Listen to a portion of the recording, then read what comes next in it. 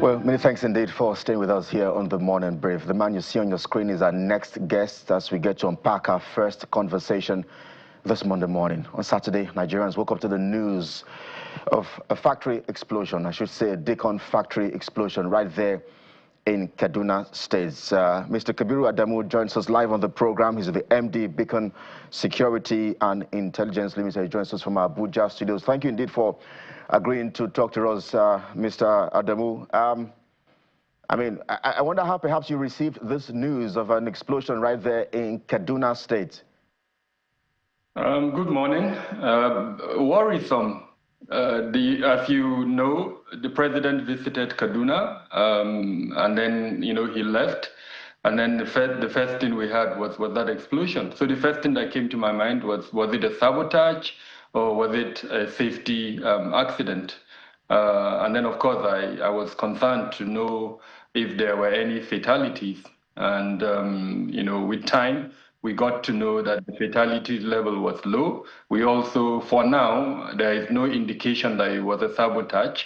And then, of course, I think the way the government responded was also quite commendable. The Minister of State for Defense has visited. A committee has been set up to investigate what happened. And so a statement also issued by DICON indicated that the situation is they've contained the situation and that it was a minor accident. So until the committee that has been set up comes out with a comprehensive report, for now it looks like it was a safety accident. Well, Dr. Adamu, it's the fact that we always we are so quick to react, and many Nigerians are wondering, could this have been prevented in the first place? That's my second question. Then I should also ask you, it took DICON more than 24 hours to put out an official statement about this particular attack. It could have been prevented, but as we know, these are materials that are components for assembling different types of weapons. Ammonium nitrate, several materials for assembling different types of weapons. And I think one of the policies of this current administration is to enhance and increase our capacity for local production of weapons. So that means DICON has seen more activities than it used to in the past. And I think most of us in the security and defense sector has commended the Bola Tinubu administration for this desire, this policy imperative to increase by 40% the local production of our weaponry. So instead of the monies that we're currently devoting to external, countries, foreign countries to buy weapons, that money will sort of stay in Nigeria. In fact, the vision is that Nigeria would be selling these weapons to other countries. And already we've seen a semblance of that where other countries have shown interest. But the risk associated with that is issues around safety standards within the production site. And in this instance, it was a disposal pit where some of these expired materials have been deposited and they were being decommissioned. So until the committee comes out with a clear report to say this is what happened, it would be a bit foolhardy to reach any conclusion. But there are standards for the disposal of either expired materials or for the disposal of some of these chemicals or materials that are used for the production of weapons. And those standards come under strict supervision, especially given that these are explosives and incendiary materials that one small error could ignite the type of explosion that we saw. If you take us back about 20 years ago or thereabout to what happened in Ikeja in Lagos, when ordinances of this sort exploded, and of course the result was people died, communities were destroyed, and then you now compare it with what happened in Kaduna, you know that the possibility, I don't want to preempt the outcome of the report, but the fact that it has been contained, and we're hearing that the fatality level as at now, the official figure says 1 person, but there are other sources that are saying up to 3 or 4 people may have died. Now, irrespective whether it's the 1 or the 3 or 4, when you compare it with that incident in Ikeja a couple of years ago, you would realize that perhaps the standards have improved tremendously. But again, let's not preempt the committee's report. Let's wait for that report, and hopefully we'll find out more about what happened, and more importantly, what measures would need to be implemented to reduce or prevent a reoccurrence. I must say, and this is with all sense of responsibility, in my interaction and experience with the several defense and security organizations, the standards for collecting, storing, and the disposal of some of these ordinances is extremely weak. And there are instances of that. You recall what happened in Yola a couple of years ago at the police division in Adamawa State when the same incendiary materials went up in flame. So there are gaps, and those gaps would need to be corrected. But for now, since this is DICON is slightly different from the police. I think it's good to wait for the outcome of the committee's report. So, Dr. Adamu, I'd like you to speak to, this other important aspect of the conversation that's beyond the explanation that DICON may have provided, which is, the attack on military installations. This is DICON, but this is not the first time that we've seen an attack on defense installations, particularly in Kaduna. In June, there were reports of attack on a forward operating base in Niger and Kaduna. We didn't touch on the Abuja Inquirer. We hear that security operatives were ambushed in Benue, according to what the Abuja Inquirer is reporting, is telling us. So speak to this strategy of the bandits or the insurgents in this case, and why our defense installations are vulnerable. Thank you, Bukola. Let me make it clear that we're discussing two things here. For now, the incident in Kaduna is presumed not to be an attack. It's presumed to be a safety occurrence for now, and available information speaks to that. However, you're right, there are several incidents. The most disturbing was what happened in Banki in Borno State when a military formation was overrun and taken over for at least 12 hours by these non-state armed actors. It could have been ISWAP, because they have released on their magazine called AMAC. In that magazine, they claim to have conquered 2 military formations. Then in Benue State, we've also monitored over the weekend an attack on security forces that led to the death of several policemen. In Kogi State, the same thing that led to the abduction of an expatriate that they were guarding. And there are several other instances of such attacks. So again, we're speaking about two things. The one in Kaduna, the safety gap that led to that explosion, and then these other targeted attacks at our security forces. Now, for the targeted attacks, it is a simple indication of the failure of the state to uphold its supremacy on the use of force. When non-state actors target and attack our security forces, and with the success rates that we're seeing, then the monopoly that we should have as a state for the use of force is being challenged by these non-state actors. And I would call on anyone concerned, especially at the federal level and even at the state level, to take this seriously. No state should allow this level of effrontery against its security forces. They are our first and last line of defense. And when they are attacked,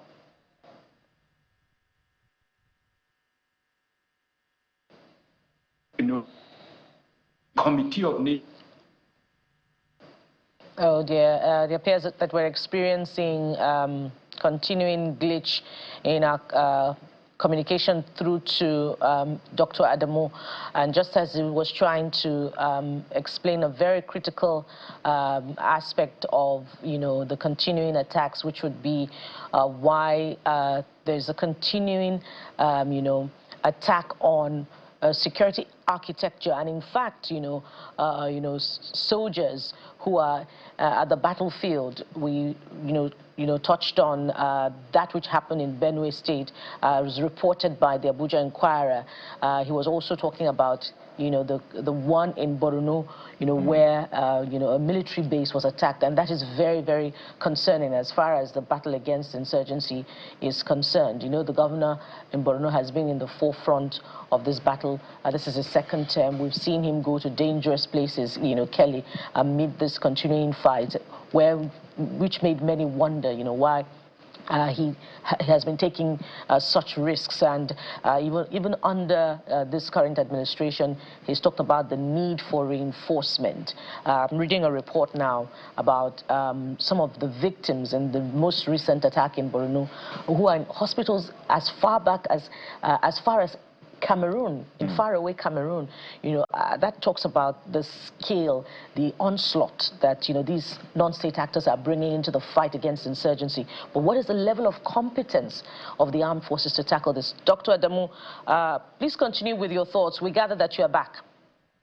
Yes, thank you. I was just calling on our state authorities to take this seriously. The monopoly of the use of force should be with the state. Under the social contract, as citizens, we voted in a government, and the responsibility of that government is in Section 14, subsection 2 of our Constitution. It's very clear. They should protect law-abiding citizens and our properties. And then when we see this type of incidents, it really raises a concern. So we should take it extremely seriously. In the last 3 months, as you know, I run a firm, we have noticed an improvement in our security metrics. The numbers were declining, and they were declining in a very noticeable manner. So we were happy. As from May, June, July, into August, the numbers were decreasing. And we did issue a sort of wake-up call that we need to sustain this decline. Unfortunately, the incidents that have happened in the last few days appears to indicate that we may not have sustained that effort that led to the decline that we saw over the last 3 months. I do hope that we don't go back to the very concerning metrics that we saw in the month of May, when in just 1 month, 1,200 Nigerians were killed. So again, I think this is a wake-up call for everyone involved in security, for everyone holding a government position, to ensure that this issue is brought to a stop. No non-state actor should have the confidence to attack our security forces in the manner that they are doing at the moment. Dr. Damu, you have put this on the tables of the state governors. I remember that some weeks ago, the governor of Zamfara State was crying out loud about the fact that, look, he doesn't have control of the security architecture in his states. So it's interesting to see that you have put this on the table of the state governments. That's number one. Number two, I visited Borno State, I think 2 or 3 weeks ago. I visited precisely Bama as well, one of the IDP camps there, where I'm even grateful that 2 weeks after my visits, that community was attacked and 63 persons died. And I spoke to one of the House of Reps member who told me that there is a resurgence of insurgency in Borno State. So I wonder if you agree with him, with that particular, I'm trying to not to disclose his identity, but do you think there's a resurgence? Because what he said to us, Channel TV exclusively, is that a good number of his communities have been taken over by insurgents. Okay, starting with your first question, I referred to the National Security Enterprise. The National Security Enterprise comprises, individuals, organizations. In the minimum, there are 29 primary ministries, departments, and agencies that are responsible for security. And then you have another 12, 13 thereabout that are associated and supporting this 29. I'll give you an example. The EFCC as an example that goes after corrupt individuals, including within the security organizations, and perhaps even the NFIU, the Nigeria Financial Intelligence Unit. All those are kind of associated, they're not primary ones. So when you count them all, we're talking about 42 at the federal level. Now, in addition to these organizations, you also have policies.